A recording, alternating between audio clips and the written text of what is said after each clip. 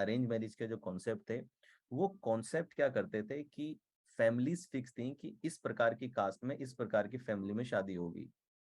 इससे होता क्या था, इससे ये होता था कि जो वैल्यू है वो वैल्यू पहले से क्लियर है। यानी कि वैल्यू असेसमेंट करने की जरूरत नहीं है कि एक बच्चे की जो वैल्यूज आती थी वो वैल्यूज कंप्लीटली इन्फ्लुएंस होकर के उसके समाज और उसके परिवार, इन वैल्यूज से उसका वैल्यू सिस्टम बनता था। इस वजह से अब ये लड़की जब शादी होकर के दूसरे घर में जा रही है, तो अब इसको एडजस्ट करने में ज्यादा प्रॉब्लम नहीं होगी, क्योंकि वो सिमिलर वैल्यू सिस्टम लेकर के जा रही है जो उस परिवार के वैल्यू सिस्टम को कॉम्प्लीमेंट करेगा। ओके, सो दैट्स वाई ये सिस्टम बड़ा अच्छे से चल रहा था। लेकिन आज ये प्रोसेस रेलिवेंट नहीं है। आज क्यों रेलिवेंट नहीं है? आज इसलिए रेलिवेंट नहीं है क्योंकि आज इंटरनेट की मौजूदगी होने की वजह से आज आप सिर्फ अपने पारिवारिक वैल्यू से इन्फ्लुएंस नहीं है। आज आप इन्फ्लुएंस रोनाल्डो से भी हैं, आज आप इन्फ्लुएंस बॉलीवुड और हॉलीवुड की मूवीज से भी हैं, उन स्टार से भी हैं। आज पूरे संसार से आपकी वैल्यूज इन्फ्लुएंस हो रही हैं। आज बच्चे बाहर पढ़ने जाते हैं एक उम्र के बाद में, वो बच्चे पारिवारिक वैल्यू सिस्टम में नहीं रह रहे हैं, तो बच्चा बाहर जा रहा है, न्यूक्लियर फैमिलीज आ चुकी हैं, तो कई बार माता पिता भी उन वैल्यूज को लेकर के नहीं चल रहे हैं। तो आज इंटरनेट होने की वजह से एक बच्चे की वैल्यू सिस्टम को शेप करने में सिर्फ माता पिता या परिवार का रोल नहीं है, आज पिक्चरों का रोल, किताबों का रोल, इंटरनेशनल मीडिया का रोल, इन सभी का रोल आ चुका है।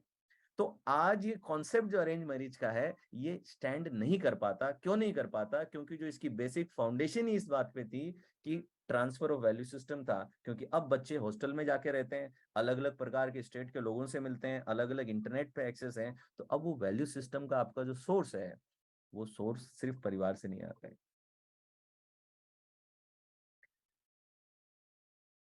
क्लियर है जी? इसलिए आप देखेंगे कि जैसे जैसे इवॉल्व होगा, अभी तो बहुत दूर है हम इससे, लेकिन आप देखेंगे आने वाले 200 से 500 ईयर्स के टाइम के बाद में arrange marriage will be A लूज्ड concept, completely ये कॉन्सेप्ट सिस्टम से बाहर हो जाएगा।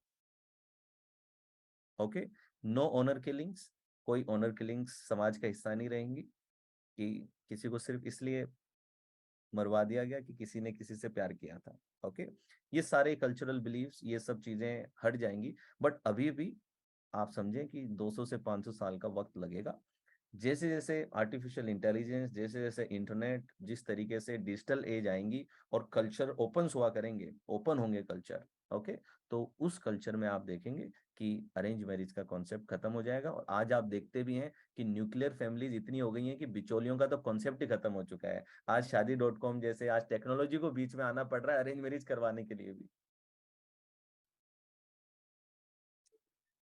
ठीक है, तो क्या लव मैरिज बहुत बढ़िया है? उसमें भी अपने ही रिस्क है, दोनों में सेम ही रिस्क है।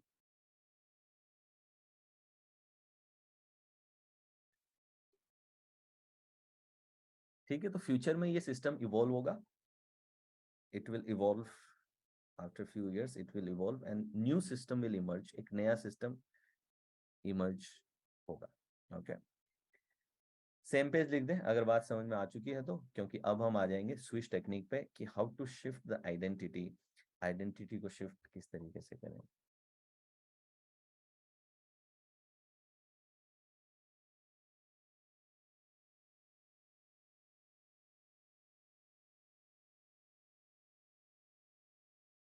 कल हमने आईएम पे बहुत बात की थी। How to align values, align करें, आप लें एक्शन लें, वो आपको तय करना है, कोई फिक्स फॉर्मूला नहीं हो सकता इसका। तो आपको चेक करना है कि अपने रूटीन में मैं ऐसी कौन सी चीजें लेकर के आऊं जो चीजें मेरी वैल्यूज के साथ में अलाइनमेंट में आती हैं। तो उस एरिया में आपको काम करना शुरू करना है। ठीक है, वैल्यू कोई चेंज करने की जरूरत नहीं है, वैल्यू के अराउंड अपनी लाइफ को बिल्ड करने का प्रयास करें। नहीं, आइडेंटिटी का कोई टेस्ट नहीं होता है। आइडेंटिटी के लिए टेक्निक है स्विच टेक्निक। तो अब हम सीखेंगे switch technique, very powerful technique. और स्विच टेक्निक कहाँ का मदद करती है मैं आपको बता दूं। स्विच टेक्निक पुराने बिहेवियर को तोड़ने में, यानी कि एडिक्शन के केस में स्विच काम करती है, प्रोकेस्टिनेशन में काम करती है, नई हैबिट जनरेट करने में काम करती है। नई आदतों को जनरेट करना हो तो उसमें एक बहुत बड़ा रोल आइडेंटिटी का रहता है। सो बिहेवियर जनरेशन एंड बिहेवियर इनहिबिटेशन, यानी कि बिहेवियर को रोकना और जनरेट करना, इन दोनों में, यानी आदतें तोड़ना और आदतें क्रिएट करना, इन दोनों में ही स्विच का बहुत बड़ा रोल रहता है। स्विच प्रोक्रेस्टिनेशन में काम आती है, राइट। स्विच अपना हेल्दी यू क्रिएट करने में भी काम आती है, हेल्थ में, वेट लॉस में स्विच काम आती है, फिट रहने में काम आती है, वेल्थ में काम आ सकती है। अपनी सबकॉन्शियस इमेज, फाइनेंशियल इमेज अगर चेंज करनी हो, अपनी वेल्थ की इमेज अगर चेंज करनी हो, उसमें काम आती है स्विच टेक्निक।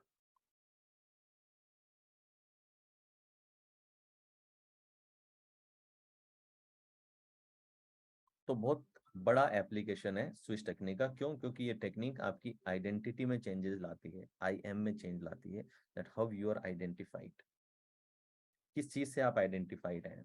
और आइडेंटिटी बेहद मैटर करती है, यह आपके बिहेवियर, कमिटमेंट, बहुत सारी चीजों पर निर्भर करती है। एक बार रोबिन शर्मा का आपने नाम सुना होगा, तो रोबिन शर्मा एक बार एक एयरपोर्ट में उतरे, अमेरिका का कोई एयरपोर्ट, वहां पे उतरे और वो वॉशरूम में गए। तो वॉशरूम इतना क्लीन था कि वो देख करके सरप्राइज हो गए कि इतना क्लीन वॉशरूम कोई कैसे रख सकता है। तो उन्होंने वहां पे जो जेनिटर था उससे पूछा कि कैसे। तो कहता है, this is my office, I have to keep it clean.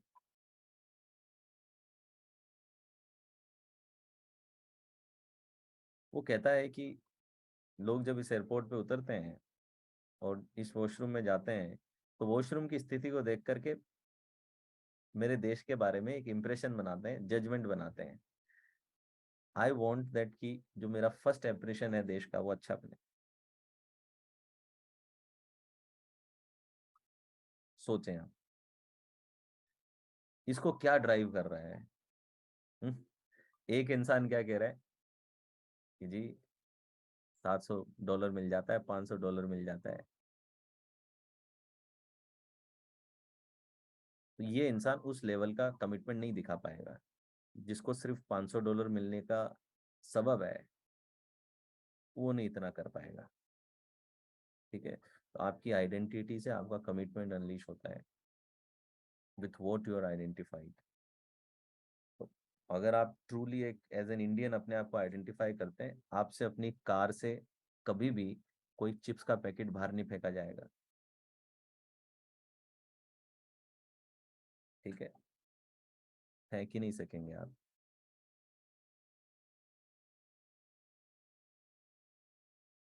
तो जबकि कुछ लोग कार का दरवाजा खोल के पान की पीप बाहर थूक रहे होते हैं, चलती गाड़ी में, रोड पे।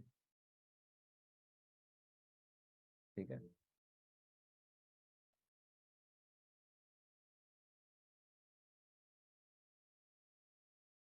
तो रोल कल मैंने काफी डिटेल में बात करी थी आइडेंटिटी पे, तो आज डायरेक्टली टेक्निक पे बात कर लें। So let's talk about the technique, और ये टेक्निक किस तरीके से करते हैं उस पर काम करते हैं।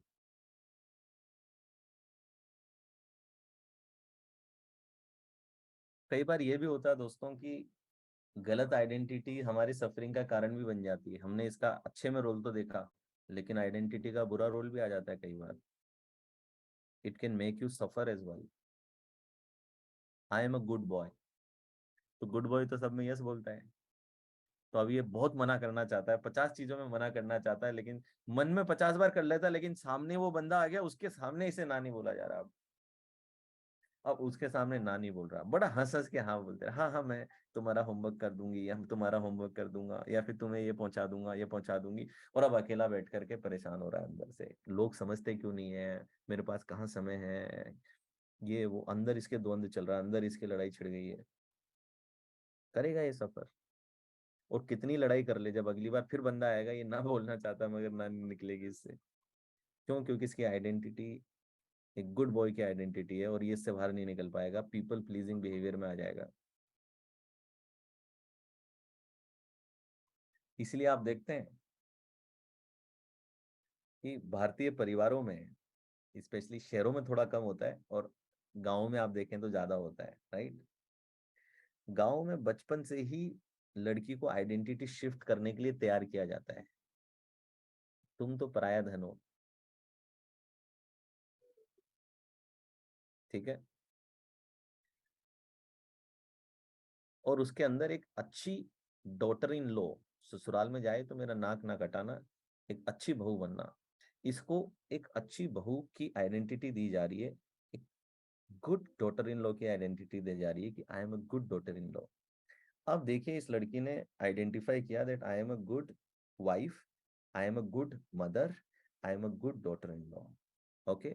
अब समाज ने इसकी डेफिनेशन भी दी है कि गुड डॉटर इन लॉ कौन होती है और गुड मदर कौन होती है, या फिर गुड वाइफ कौन होती है। बहुत पुराने जमाने में चले जाएं तो गुड वाइफ कौन है, कि भाई पिता के घर से डोली जाएगी, पति के घर से अर्थी आएगी। तो अब इसके ऊपर फाइनेंशियल अब्यूज हो रहा है, फिजिकल अब्यूज हो रहा है, इसको प्रताड़ना की जा रही है, लेकिन ये सब बर्दाश्त कर जाएगी, और पूरा अंदर से जस्टिफाइड भी लगेगा ये कि ये सब रीजनेबल है, because I am a good wife.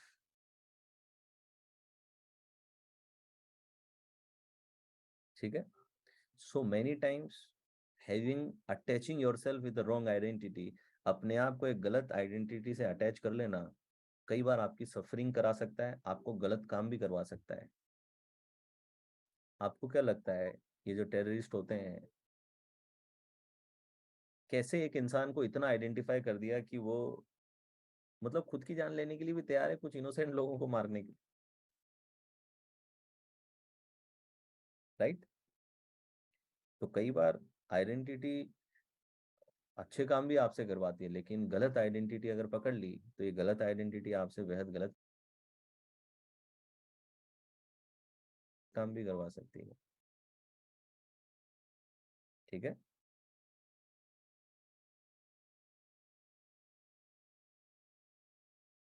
तो अगर एक आइडेंटिटी लेनी है कि एनएलपी बहुत अच्छे से आपके जीवन में उतरे, तो पता है एक आइडेंटिटी लें, देन आई एम एन एनएलपीयर, मैं एक एनएलपीयर हूँ। एनएलपीयर जिंदगी को कैसे देखता है, एनएलपीयर रिस्पॉन्सिबिलिटी फ्रेम में देखता है।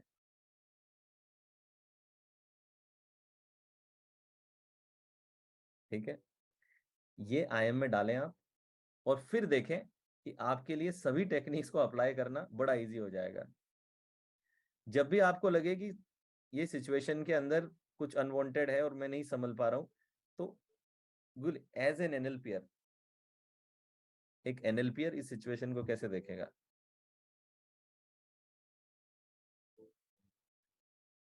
ठीक है।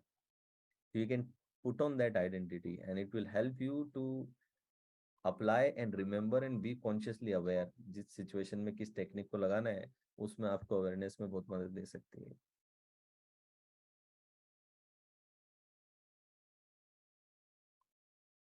ठीक है। तो आ जाए स्विच टेक्निक पे। स्विच टेक्निक्स एक बहुत ही डीप मेडिटेशन प्रोसेस है, साइकोलॉजिकल लेवल पे काम करता है, डीपर लेवल पे काम करता है। इसके स्टेप्स बताता हूँ पहले, और फिर आपको मैं करवाऊंगा इसको गाइडेड वे में। ओके।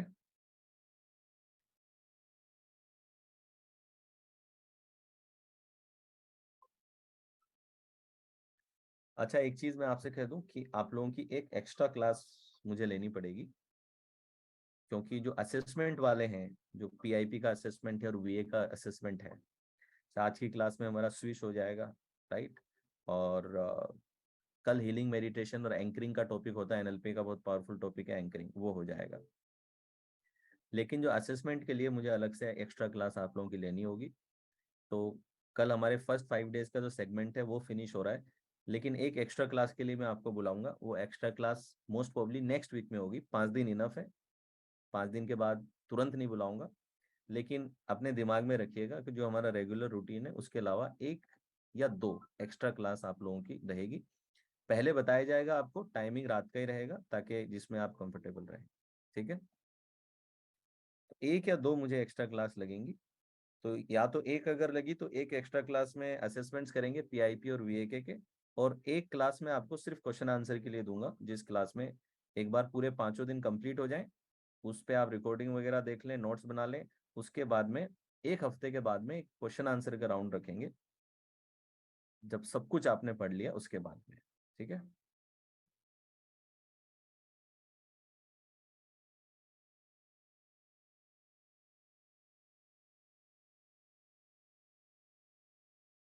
रश्मि लिखती,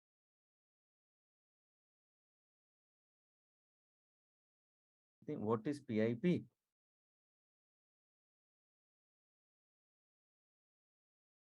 बहुत बढ़िया। रश्मि पूछ रही है व्हाट इज पीआईपी, और पुनीत ने लिखा परफॉर्मेंस इंप्रूवमेंट प्रोग्राम। मतलब ये तो मजे ही ले लिया आपने मेरे। मजे तो नहीं ले रहे हो मेरे? मतलब जो कॉन्सेप्ट फाउंडेशन में बताया था, आज चौथे दिन पे आकर के आप ये कह रहे हो कि पीआईपी का मतलब क्या है? PIP pre installed psychological need. ठीक है। और किसी ने आंसर भी दिया है, मतलब कि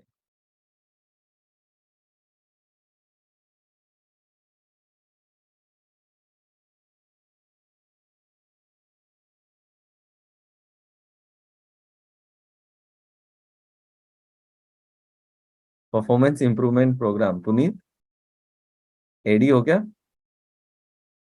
ये ना कह देना अब एडी क्या होता है।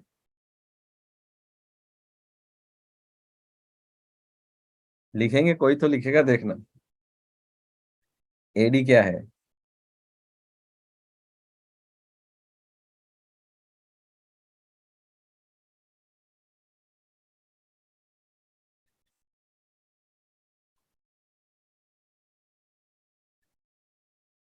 हाँ जनरली। हाँ, फाउंडेशन नहीं देखी होगी ना आपने, इसलिए। कई फैमिली मेंबर्स भी होते हैं ना, साथ में आते हैं तो। चलिए, प्रोसेस बता देता हूँ। स्विश टेक्निक का नाम है। पहली चीज तो स्विच नहीं है, ये क्या है? स्विश है। स्विश।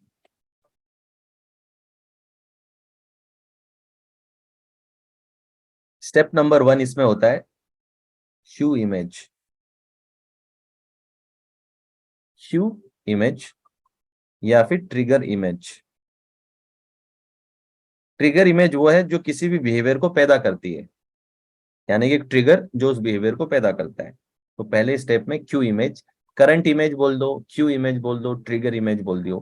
ठीक है। जैसे कि कई बार पब्लिक स्पीकिंग में इमेज क्या ट्रिगर करती है, कि आप स्टेज पे हैं और जनता आपके ऊपर हंस रही है, ये इमेज ड्राइव करती है किसी को। फोबिया में कई बार कौन सी इमेज होती है, कि डॉग आपके ऊपर कूद रहा है, ये इमेज आपके फोबिया को ट्रिगर कर रही है। सिगरेट में कई बार होता है कि दोस्तों के साथ खड़ा हूं, सिगरेट पी रहा हूं, ये इमेज ट्रिगर कर देती है। ठीक है। तो ट्रिगर इमेज, सेकेंड स्टेप मैं आपको एक ट्रिगर इमेज आइडेंटिफाई कराऊंगा। उसके बाद में सेकंड होगा फ्रेम इट। मैं आपसे बोलूंगा कि इस इमेज को फ्रेम कर दो।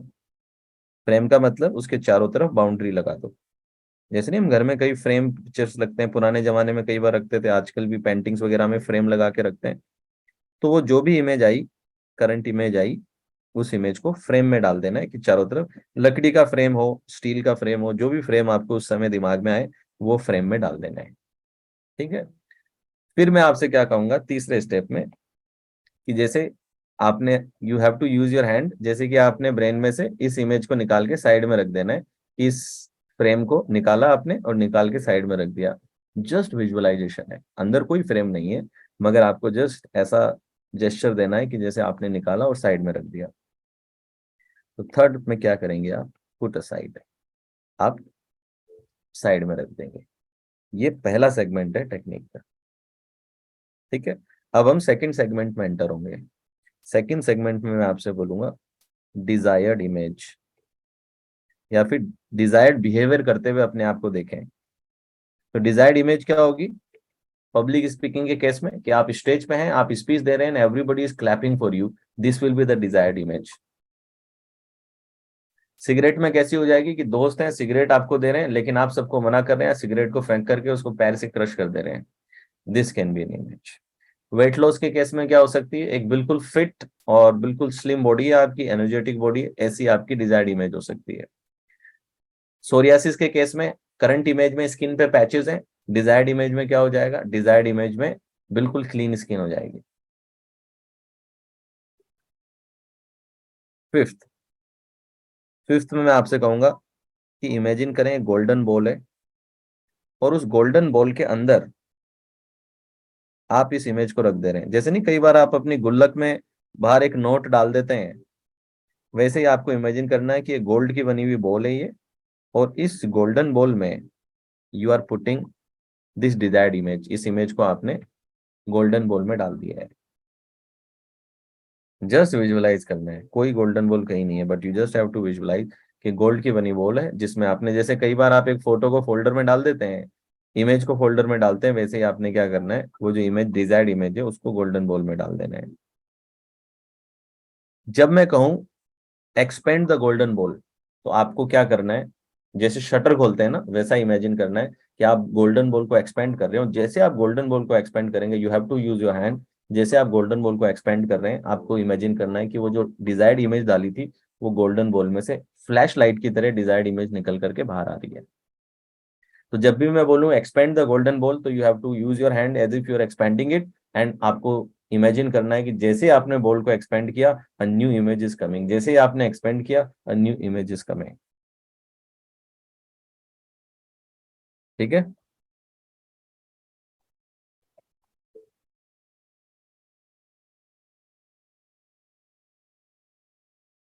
सिक्स स्टेप देखें। छठे स्टेप में मैं आपसे क्या कहूंगा कि वो जो पुरानी वाली फ्रेम्ड वाली फोटो थी जो साइड में रखी थी, उस फोटो को उठा लें और इमेजिन करें कि लगभग आपसे 1 फीट की दूरी पे यहाँ पे वो फ्रेम आपने रख दी है, और उस फ्रेम के सेंटर में है आपकी गोल्डन बॉल। सेंटर में क्या है, गोल्डन बॉल। जैसे नहीं कैमरा का सेंटर एपर्चर होता है, वैसे कि सेंटर में गोल्डन बॉल है। और अब यहाँ पे मैं आपको बोलूंगा 1 2 3, यानी एक आवाज निकालूंगा, क्योंकि इस टेक्निक में स्विश आवाज निकलती है, इसीलिए इस टेक्निक का नाम स्विश रखा गया है। बड़ा फनी रीजन है, मगर यही रीजन है, क्योंकि इसमें ट्रिगर ये होता है।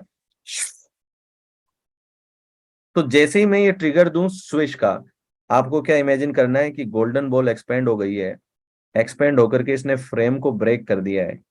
जैसे नहीं कि एक पोस्टर फटता है और उसमें से हीरो निकल जाए, वैसे ये गोल्डन बॉल एक्सपेंड होते ही ये पुरानी फ्रेम कंप्लीटली ब्रेक हो रही है, और जो नई इमेज है वो खुल के 1 फीट की दूरी पे आके आपके सामने हो गई है। फिर मैं आपसे कहूंगा कि अब इमेजिन करो कि आपके फोरहेड पे ऊपर ये इमेज आ चुकी है, और फिर मैं कहूंगा कि इमेज आपके अंदर के मेंटल स्क्रीन पे आ चुकी है। 3 स्टेप कराऊंगा। ठीक है। ये पूरा प्रोसेस गाइडेड वे में होगा, तो कोई स्टेप्स आपको याद रखने की जरूरत नहीं है, मैं आपको स्टेप बाय स्टेप ये कराऊंगा। जस्ट आपको एक आइडिया रहे, ऐसा ना हो कि आप कंप्लीटली ब्लैंक हैं जब मैं करा रहा हूँ, एक विजुअल आपके दिमाग में क्लियर रहे इस प्रोसेस को करते समय, इसलिए आपको बताए स्टेप्स। रेडी है सभी?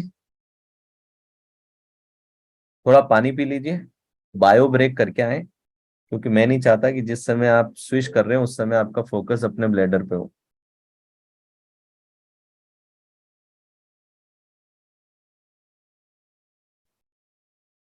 तो फटाफट से बायो ब्रेक लेकर के आए।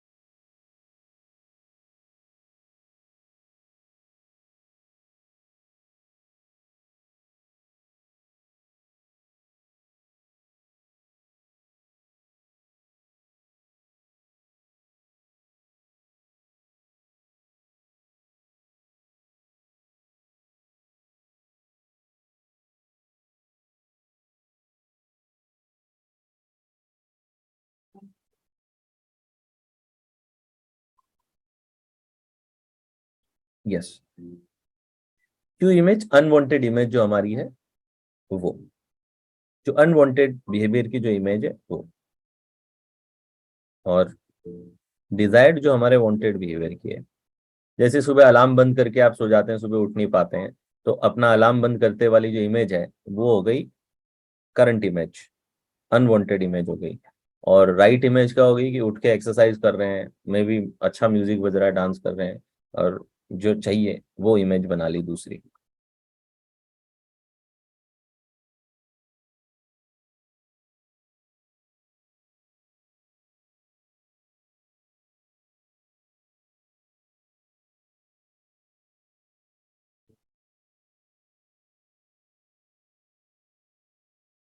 Yes you can.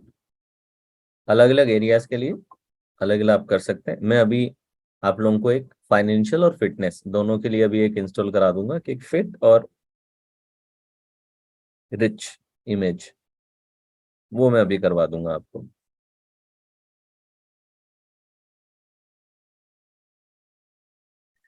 General consistency ना लें, किस एरिया में कंसिस्टेंसी को यूज करेंगे वो लें। जनरल कंसिस्टेंसी कुछ नहीं होती है। You have to imagine in which area you will apply consistency.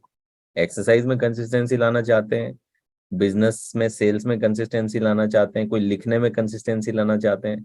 Consistency is a resource that you want to use to accomplish something, right? तो जो अकम्प्लिश करना चाहते हैं वो इमेज लेकर के आनी है, कंसिस्टेंसी की कोई इमेज नहीं है। हाँ,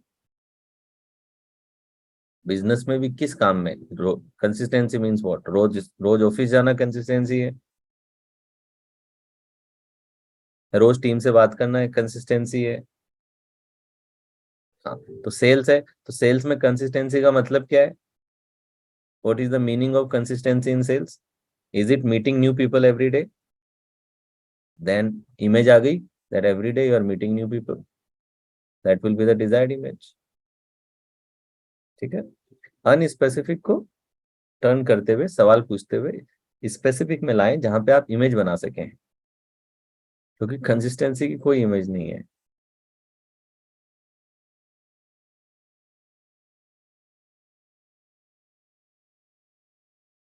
चलिए,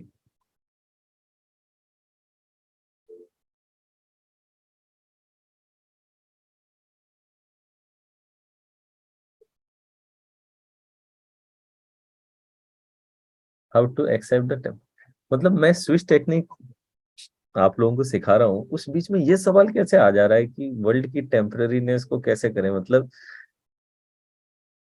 ऐसा मैंने क्या ट्रिगर किया है कि ये सवाल पैदा हुआ आपके अंदर?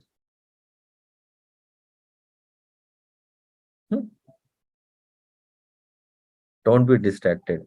अभी स्विच चल रही है, तो अभी तो हमारा पूरा प्रिपेयर कीजिए कि स्विच टेक्निक करनी है मुझे। ठीक है।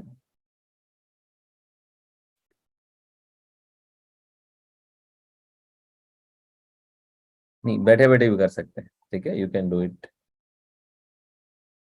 Bye sitting as well. बैठे बैठे कर सकते हैं। चलिए, एवरीबडी क्लोज योर आइज। सभी लोग अपनी आंखें बंद कर लें। कंधे सीधे रहेंगे, नेक स्ट्रेट रखेंगे, स्पाइन सीधी रखेंगे, so that you don't fall asleep।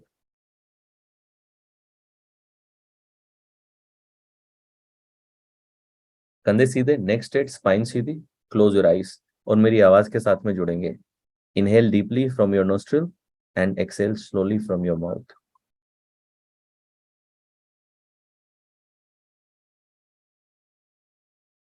Inhale deeply from your nostril and exhale slowly from your mouth.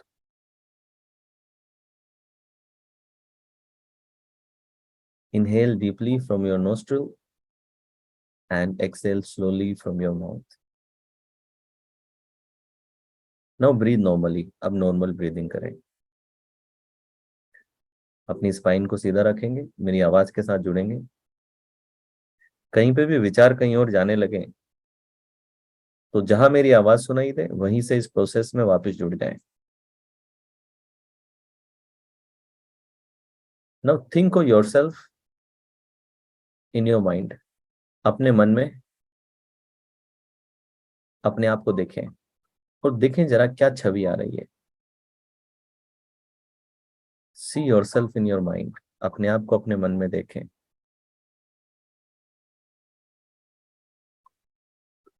जो भी इमेज आ रही है उस इमेज के चारों तरफ एक फ्रेम डाल दें।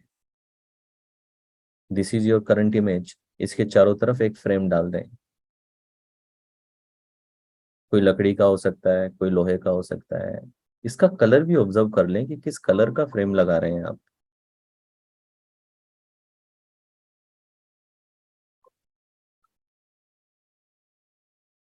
Very good.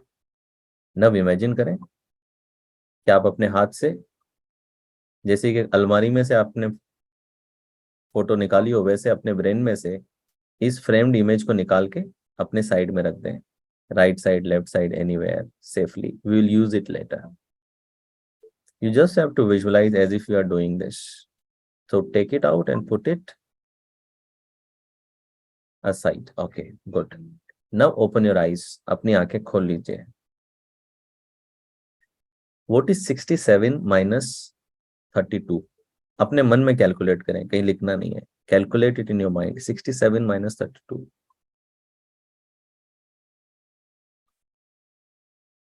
अपना फोन नंबर रिवर्स ऑर्डर में बोले। Say your phone number in reverse order. आराम से ध्यान लगा के।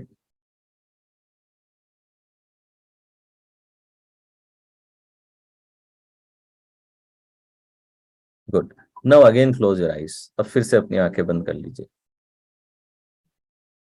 कंधे सीधे रखेंगे, नेक स्ट्रेट रखेंगे, स्पाइन सीधी रखेंगे। नव इमेजिन करें कि आपसे लगभग 5 फीट की दूरी पे there is other you. Other you आप ही का क्लोन है, लेकिन आपका डिजायर्ड वर्जन है। जो वर्जन आप बनना चाहते हो वो है। देखें जरा, other you is looking young, fit, healthy, dynamic and energetic. देखें अदर यू ने क्या कपड़े पहने हैं, उसके कपड़ों को देखें, उसके कपड़ों के कलर्स को देखें।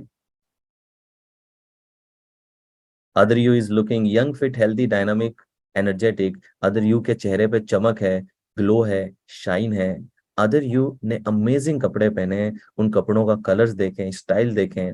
देखें अदर यू की हेयर स्टाइल कैसी है। जैसे एक डायरेक्टर एक कैरेक्टर को बिल्ड करता है, वैसे आज इस अदर यू को बिल्ड करें। As if you are the director, you are building this character, other you. Other you is looking young, fit, healthy, dynamic, energetic. Other you के चेहरे पे चमक है, शाइन है, ग्लो है। Other you is wearing amazing clothes, very colorful. Other you is having amazing hairstyle. और details observe करें, जो डिटेल्स आप डाल सकते हैं अदर यू में। Other you is looking young, fit, healthy, dynamic, energetic. Other you के चेहरे पे ग्लो है, चमक है, शाइन है, amazing hair style, amazing clothes. Other you is looking rich, wealthy and abundant. एक चार्म, एक अबंडेंस अदर यू के चेहरे से रिफ्लेक्ट हो रही है, रेडिएट हो रही है।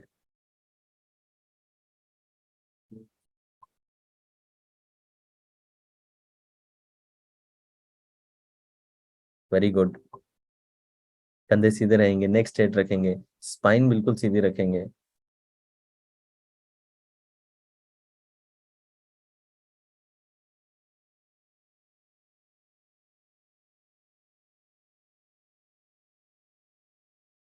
इमेजिन करें अब इस अदर यू को एक बीच पे, ये जो कैरेक्टर आपने बिल्ड किया इसको एक बीच पे देखें और इमेजिन करें that other you is jumping, doing exercises and other you is looking very energetic. Other you को कुछ एक्सरसाइज करते हुए देखें और एनर्जी को एक्सप्रेस करते हुए देखें।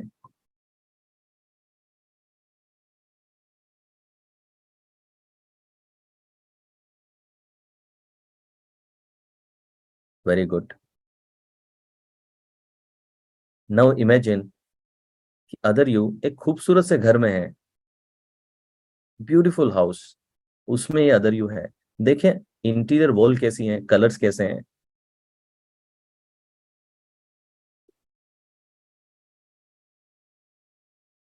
आप अदर यू को देख के बड़ा खुश हो रहे हैं because other you is your better half, better version. देखें जरा, other you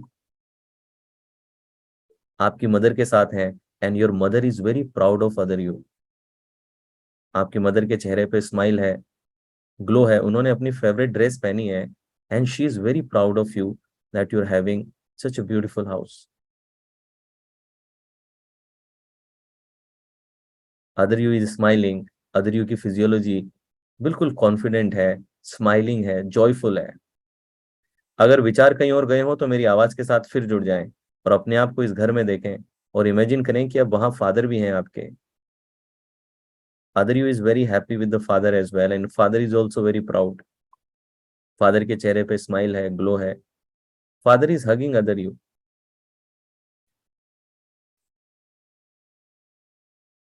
very good. Now imagine करें दैट अदर यू एक सर्कल में खड़ा है और उसके चारों तरफ उसके रोल मॉडल्स हैं, maybe APJ Kalam, Swami Vivekananda, Albert Einstein, Newton,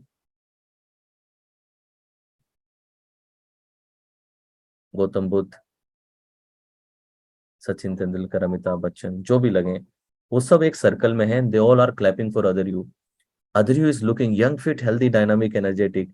other you के चेहरे पे स्माइल है, चमक है, and you are watching other you and it makes you feel beautiful that other you is living beautifully. Other you is healthy, fit, energetic. Other you के चेहरे पे glow है, चमक है, शाइन है, अमेजिंग हेयर स्टाइल है, amazing cloth उसने पहने हैं, he is looking abundant and wealthy.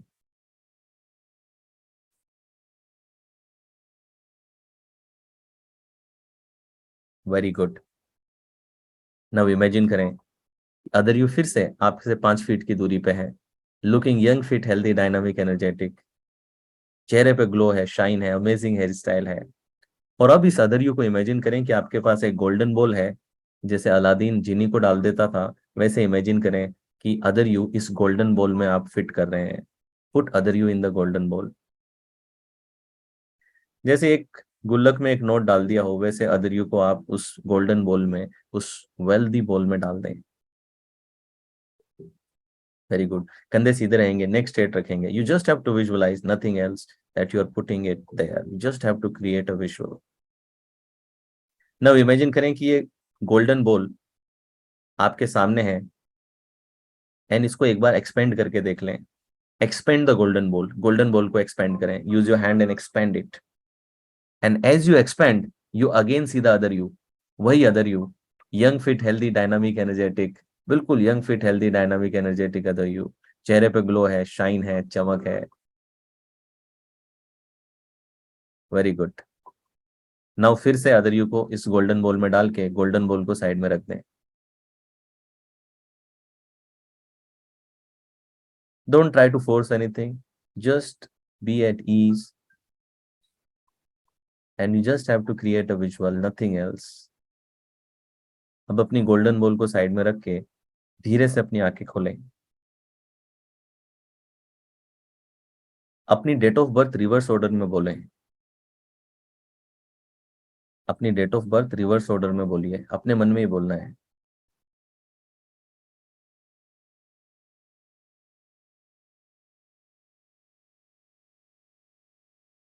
What is 91 minus 74? अपने मन में कैलकुलेट करें।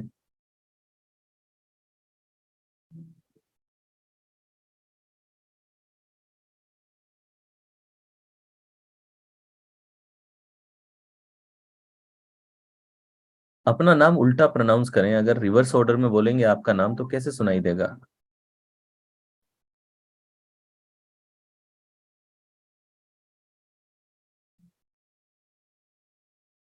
नव क्लोज योर आइज अगेन। अपनी आंखें बंद कर लें अब वापस।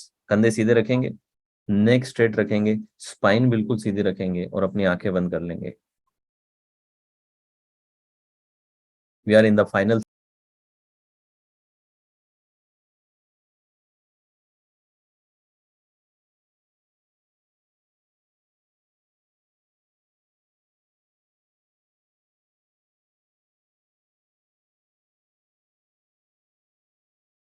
Segment now. आंखें बंद रहेंगी, कंधे सीधे रहेंगे, नेक स्ट्रेट रहेगी, स्पाइन बिल्कुल सीधी रहेगी। और नाउ इमेजिन करें कि वो जो framed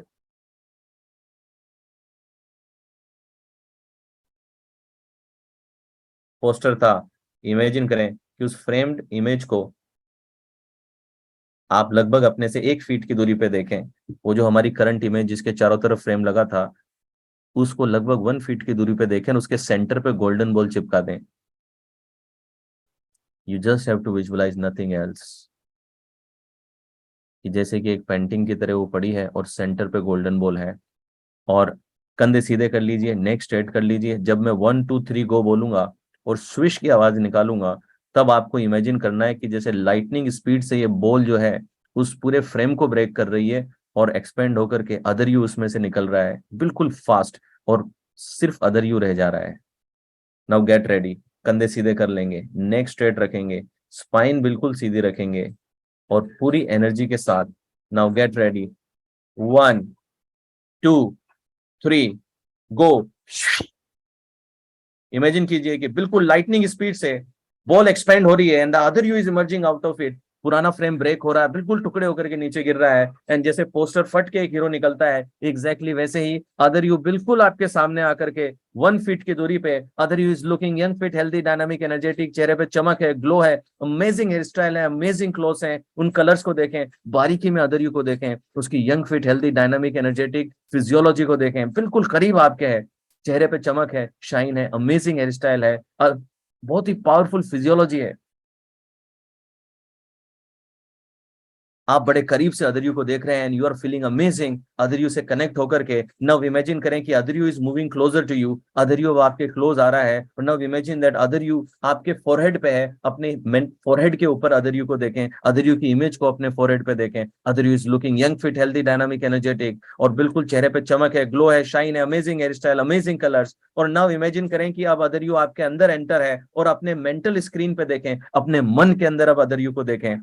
other you is looking young, fit, healthy, dynamic, energetic in your mind. Other you के चेहरे पे चमक है, ग्लो है, शाइन है, जॉय है, अभी आपके साथ इंटीग्रेट हुआ है। और नाउ इमेजिन करें कि अदर यू की साइज अब बढ़ रही है, जूम इफेक्ट जैसे कि आपने कर दिया हो, other you is increasing in size in your mental screen.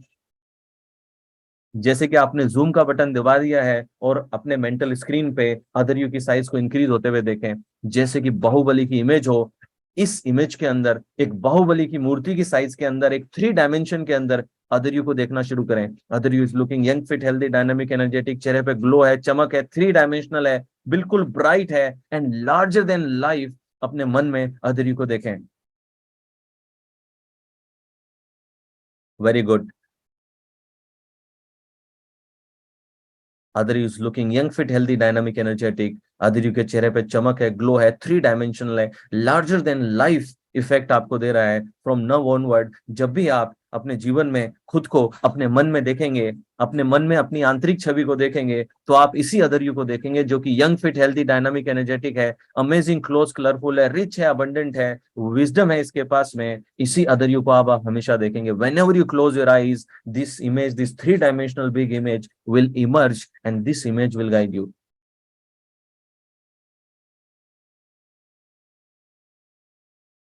Other you is looking young, fit, healthy, dynamic, energetic in your mental screen, larger than life, 3 dimensional, giving you confidence, giving you energy, always integrated with you. Very good. Now slowly rub your hands, put them on your eyes and come out.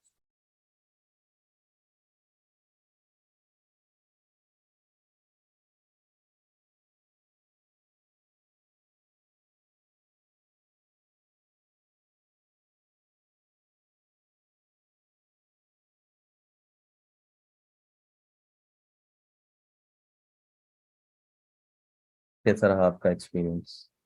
और do you feel?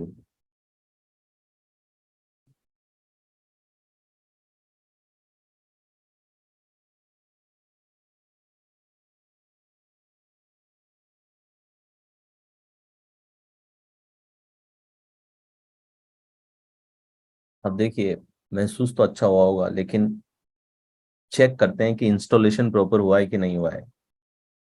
Installation अगर इस क्रिया के बाद में proper हुआ है, ठीक है, तो अब जब हम वापिस अंदर जाएंगे तो अब नई इमेज ही उभर करके आएगी। अगर वही आती है और पुरानी वाली का नामो निशा खत्म हो चुका है, तो इसका मतलब है कि इंस्टॉलेशन क्लियर है। ठीक है, तो हमेशा एग्जिट लेने से पहले टेस्ट करना जरूरी है। तो now again everybody close your eyes, सभी लोग अपनी आंखें बंद कर लें। And now see your self in your mind, अपने आप को आपके मन में देखें। And you will see that young, fit, healthy, dynamic, energetic, three-dimensional, larger than life you will emerge.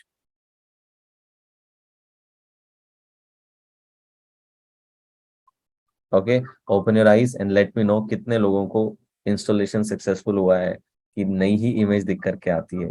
जैसे अब अपने आप को मन में देख रहे हैं तो पुरानी वाली नहीं आती, नई वाली आती है।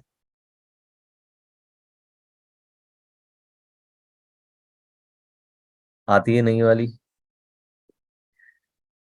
इस प्रोसेस को अगर आप करेक्टली करते हैं तो नई इमेज ही हमेशा रहेगी। इन केस कई लोग फर्स्ट टाइमर होते हैं तो कई बार दिमाग कहीं और जाता है, किसी एक स्टेप पे ध्यान कहीं और रहता है, तो हो सकता है कि कुछ लोगों के साथ में प्रॉपरली इमेज ना इंस्टॉल हुई हो। तो जिनकी नहीं हुई उनको वापस करना है process, you have to do it again.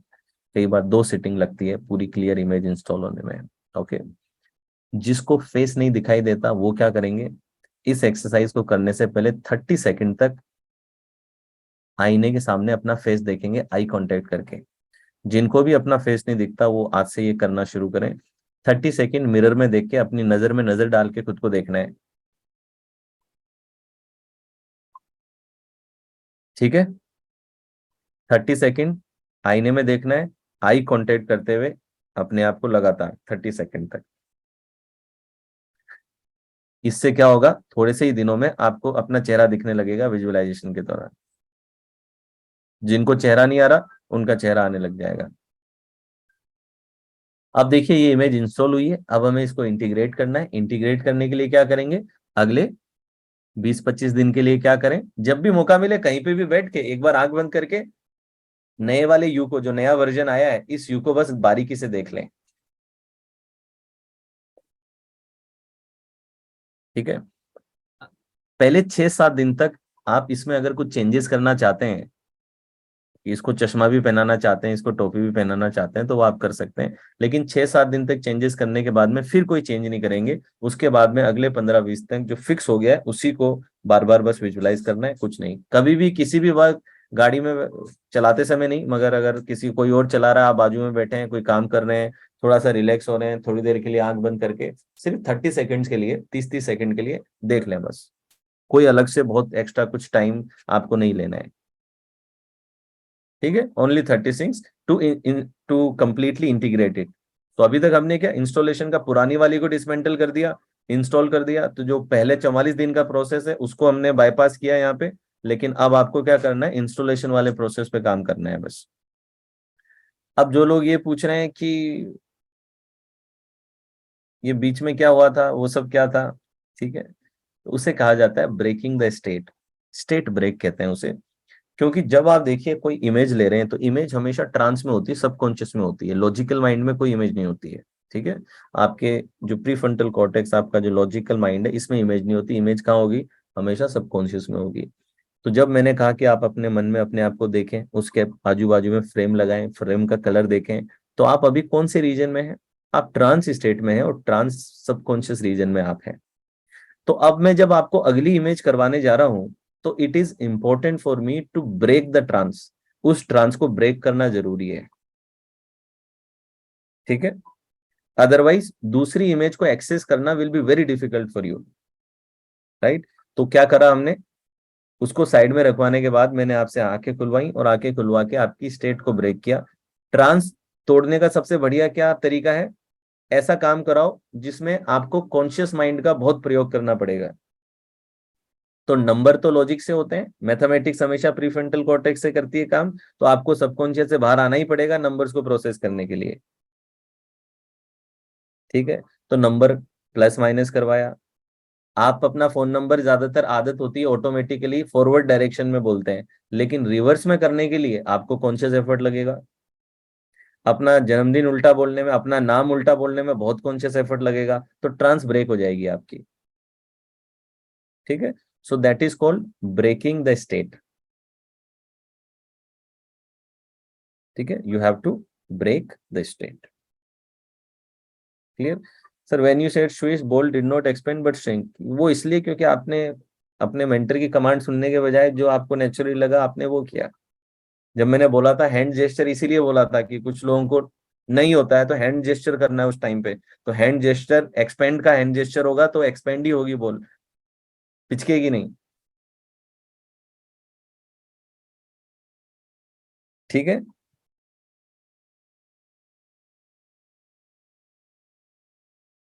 तो ये है स्विच टेक्निक। ऑलवेज जब भी बिहेवियर जनरेशन है अपना अदर पार्ट क्रिएट करें। इस स्विच टेक्निक में क्या रेजिस्टेंस बहुत कम हो जाता है, क्योंकि आप किसको बिल्ड कर रहे हो? अदर यू को बिल्ड कर रहे हो, खुद को थोड़ी फिट बोल रहे हो, खुद को थोड़ी एनर्जेटिक बोल रहे हो। क्योंकि जब आप खुद को बोलोगे तो लॉजिकल माइंड आके कहेगा है तो नहीं, क्यों बोल रहा है, क्यों फेक करता है अपने आप को। लेकिन for other you you can believe, because that is your future version, उसके लिए तो आप बिलीव कर सकते हैं इस चीज को। ठीक है, तो इसमें हमेशा क्या आइडियल बिहेवियर कौन करेगा? अदर यू करेगा। तो your mind will have least resistance and very highest form of acceptance will be there for other you.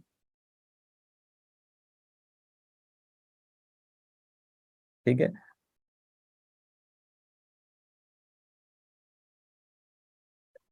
तो एक ही कला है, डिजायर्ड इमेज क्लियर होनी चाहिए आपको। डिजायर्ड इमेज कैसी होगी? डिजायर्ड बिहेवियर करते हुए देखें अपने आप को। तो एक में अगर करंट में आप सिगरेट पीते हुए की इमेज है, तो डिजायर्ड में क्या होगी कि सिगरेट आप फेंक दे रहे हो and you are happy and your family is also proud of you. तो add some emotional content as well, जो कि आपको इमोशनल लेवरेज दे सबकॉन्शियस को।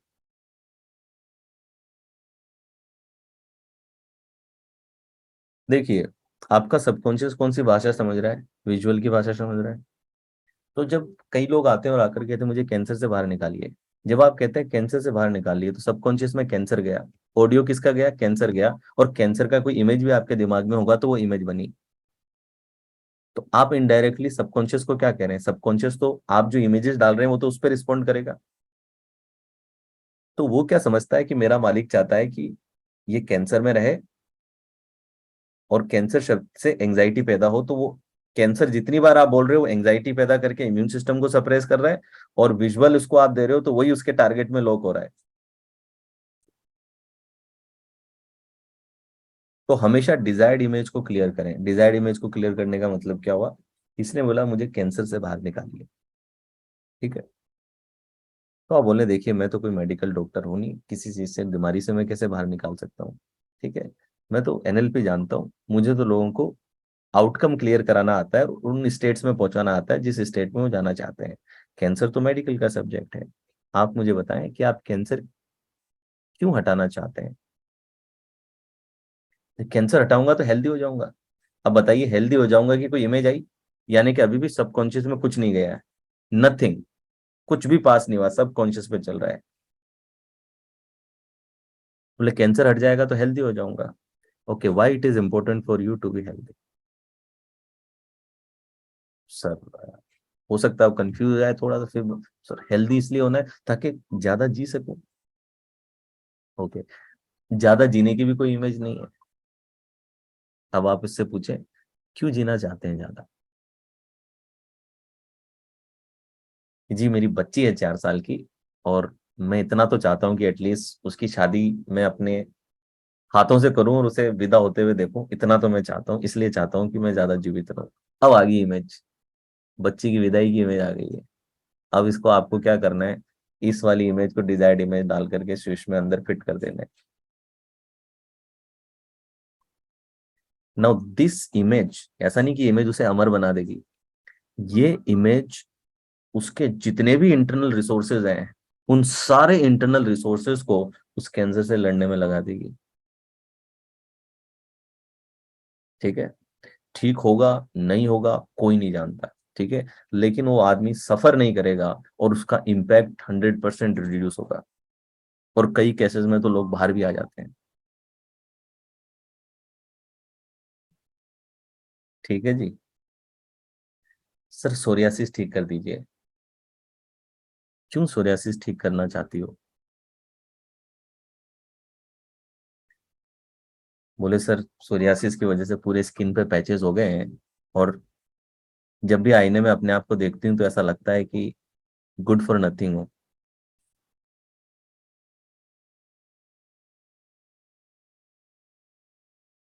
ओके। क्या होगा तो वर्दीनेस आ जाएगी, बोले अगर पूरी स्किन क्लीन हो जाए तो वापस वर्दीनेस आ जाएगी। यानी कि वो इमेज बना दी जिस इमेज में कंप्लीटली क्लीन स्किन है। आ गई आपकी डिजायर्ड इमेज। राइट। देखिए, ये सब टेक्निक सबकॉन्शियस की काम करती हैं। जब आपने मन से ही उत्पन्न कराया तो मन में ही तो क्योर है। राइट। अगर कोई फिजिकल, इसीलिए मैंने कहा अगर कोई फिजिकल कॉज हुआ है आपको जिसकी वजह से वो आया है, राइट, तो उसके केस में मैं नहीं कह सकता कि वो रूट से जाएगा कि नहीं जाएगा, लेकिन ये बात पक्की है कि रिसोर्सेज वो अपने पूरे लगा देगा लड़ने के लिए, गिव अप नहीं करेगा। ठीक है।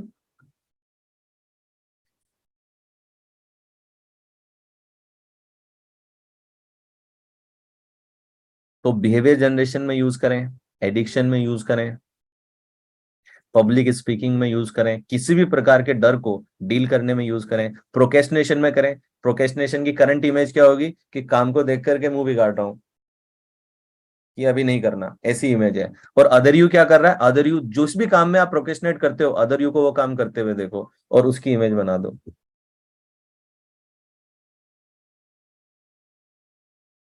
ठीक है। फिर इस इमेज को कंसोलिडेट करो, इंटीग्रेट करो, एंड देन आप देखना कि जैसे आप प्रोकेस्टिनेट करने लगोगे सडनली ये इमेज एक्टिवेट हो जाएगी और ये इमेज कहेगी डू इट नाउ।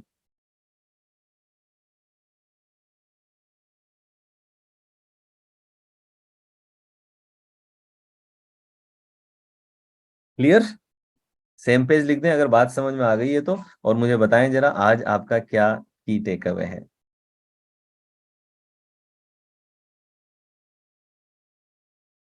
जेनेटिक पे ये कितना काम करती है इसके लिए कहना बड़ा मुश्किल है, लेकिन फिर भी आपको रिडक्शन तो मिलेगा, फायदा तो मिलेगा, you can apply. At least secondary pain तो नहीं आएंगे, सफरिंग तो नहीं आएगी। Value alignment, same page, priority, clarity. एक टाइम पे एक ही वर्जन रखें, ठीक है, मल्टीपल नहीं। Value finding, identity change.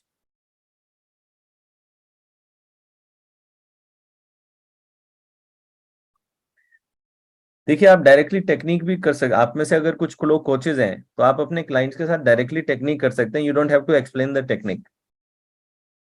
ठीक है, मैं तो पूरा एक्सप्लेनेशन के साथ आपको कराता हूँ क्योंकि मैं अज्यूम कर रहा हूँ कि शायद हो सकता है आपको अपने परिवार में किसी को कराना पड़े या खुद, और फ्यूचर में वापस खुद करना पड़े, तो टेक्निक अगर आपको पता है तो आप खुद से कर सकते हैं।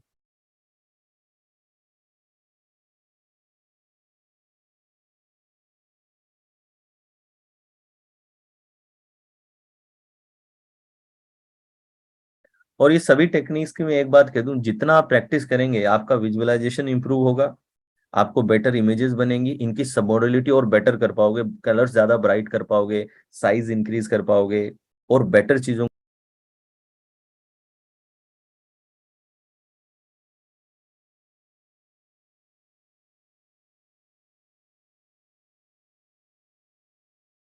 को देख पाओगे, और जितना बेटर आपकी इमेज बनेगी उतना ही स्ट्रॉन्ग इम्पैक्ट वो आपके ऊपर डालेगी।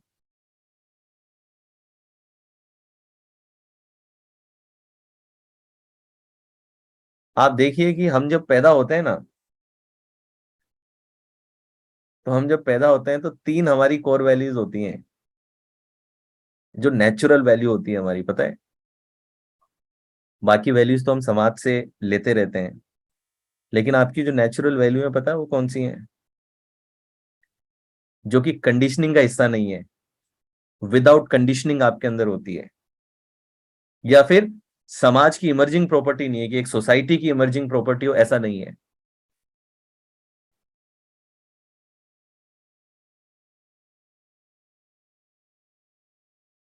वैल्यू लिखें, प्लेफुलनेस, क्यूरियोसिटी, जॉय। ये तीन आपके अंदर बिल्कुल नेचुरली भरी हुई थी जब आप इस दुनिया में आए थे। यस और नो? आप एक बच्चे को देखें, वो बस खेलना चाहता है।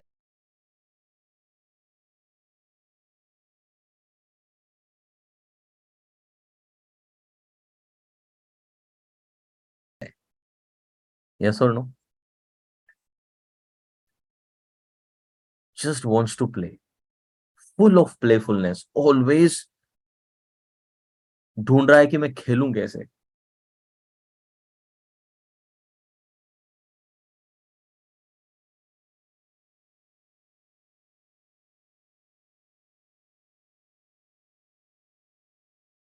भूखा है, प्यासा है, फर्क नहीं पड़ता, खेलूं कैसे। चोट लग गई है, नहीं लग गई है, खेलूं कैसे। जॉय, आप हल्की सी आवाज कर दो, पता नहीं उसको क्या समझ में आ गया है, क्या जोर जोर से खुश हो जाएगा। राइट?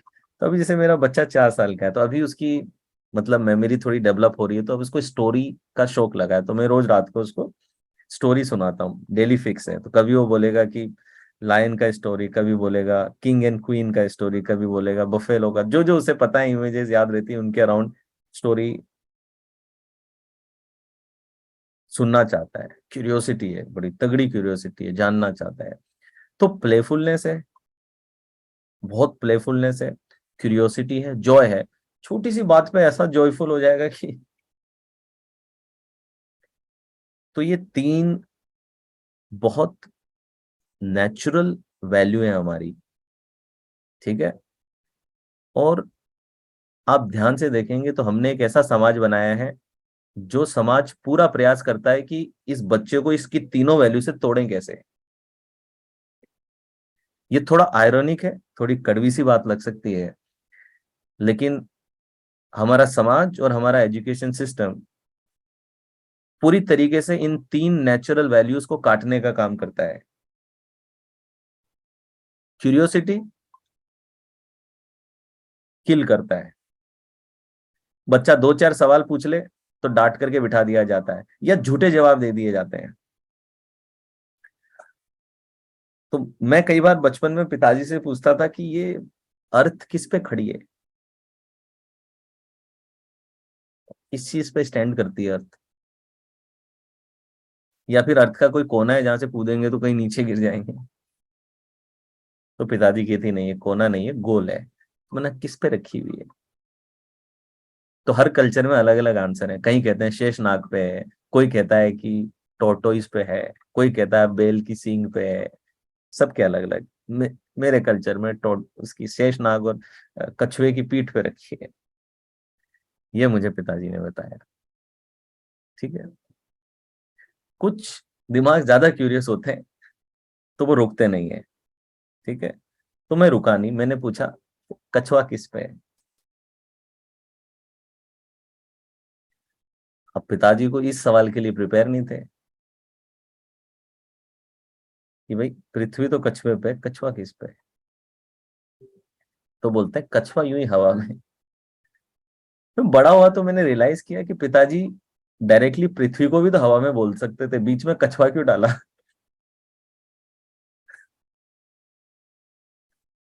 जब आप प्रिंसिपली इस बात को मान सकते हो कि कुछ चीज बिना तले के रह सकती है, तो ये कछुआ क्यों डाला आपने बीच में? राइट?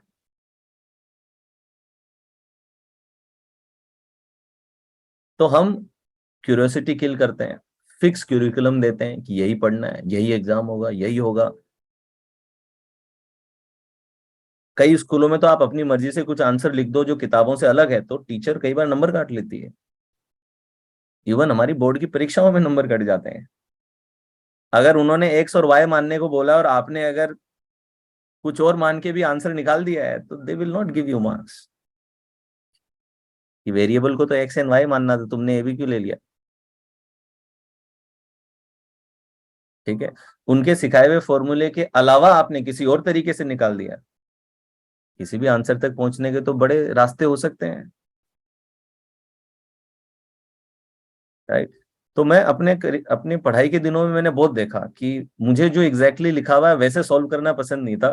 तो मैं अपने तरीके से कंसेप्ट को समझ के सॉल्व करता, और मुझे हर बार एग्जाम के बाद में टीचर से जाकर के बात करनी पड़ती कि क्यों ये सही है, और आपको इसका नंबर मुझे देना चाहिए। ठीक है जी। तो क्यूरियोसिटी किल करने का काम है। प्लेफुलनेस तो आप वैसे ही बंद करने लगते हो कि खेलो मत, खेलो मत, खेलो मत, पढ़ो पढ़ो पढ़ो पढ़ो पढ़ो, खेलो मत पढ़ो। प्लेफुलनेस वैसे किल कर देते हैं। जॉय तो उसको जिंदगी खुद ही सिखा देगी कि उदास कैसे रहना है, परेशान कैसे होना है, जब मार्क्स नहीं आएगा, जब नंबर आगे पीछे होगा, जब आसपास कोई अब्यूज मिलेगा। ठीक है, जब आपके और आपके सपनों के बीच में तीन चीजें आती हैं, कभी जिंदगी, कभी लोग, कभी आप खुद, इसके अलावा कुछ नहीं आता। तीन चीजें आगे खड़ी होती हैं और ये तीनों चीजें आपको फिर शेप कर देती हैं।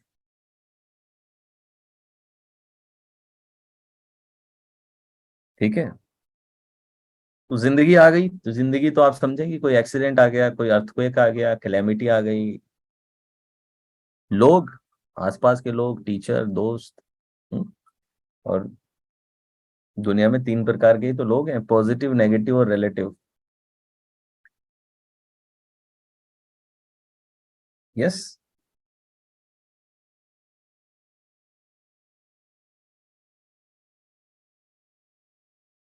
तो जब लोग कहते हैं ना कि अपने अंदर के बच्चे को जीवित रखें, ठीक है, तो ये नहीं कह रहे कि तोतले होके बोलने लगे।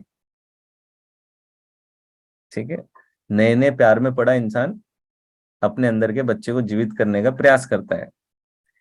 लेकिन जब आप ये कहते हैं ना कि अपने अंदर के बच्चे को जीवित रखना, इसका मतलब है कि अपनी क्यूरियोसिटी, अपनी प्लेफुलनेस और अपनी जॉय को जीवित रखना।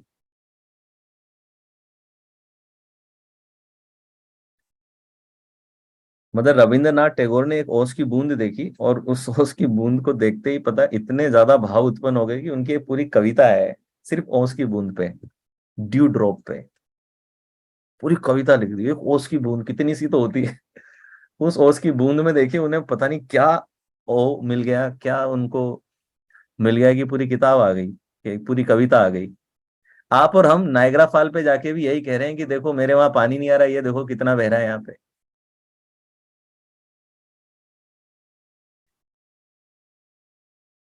राइट। तो अपनी क्यूरियोसिटी को ऑन रखें, प्लेफुलनेस रखें अपनी लाइफ में, और जितना हो सके जॉयफुल रहने का प्रयास करें। ठीक है। तो आज की सभा यहीं समाप्त करेंगे हम। ठीक है। कल फिर मुलाकात होगी आप लोगों से। कल मैं मुंबई हूँ, तो अगले 2-3 दिन आई एम इन मुंबई। सो कल आपकी क्लास मुंबई से लेंगे। तो कल भी सेम है प्रोसेस। आप 8 बजे आ जाइएगा, 8 से 8:30।